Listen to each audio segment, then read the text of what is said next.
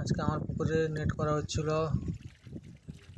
দীঘা থেকে একজন চাষি হয়ে এসছে আমাদের বাড়ির কাছাকাছি। এই G3 রুই বা বীরবল রুই যেটা, সেটা নিতে এসেছিল। আজকে গাড়ি লোড হবে। মাছের কোয়ালিটি দেখুন।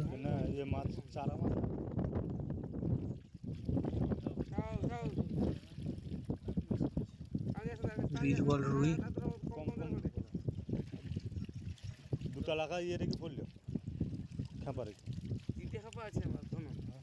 হ্যাঁ দুটা লাগা খাপালে না সেটা উঠিকে 200 কিলো মতন যাবে।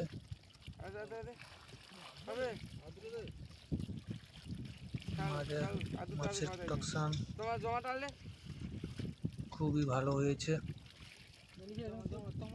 সামনে একবার বিক্রি হয়ে গেছিল, এটা লাস্টে শেষের দিকে। এই মাছটা 200 লাইনের মাছ হবে।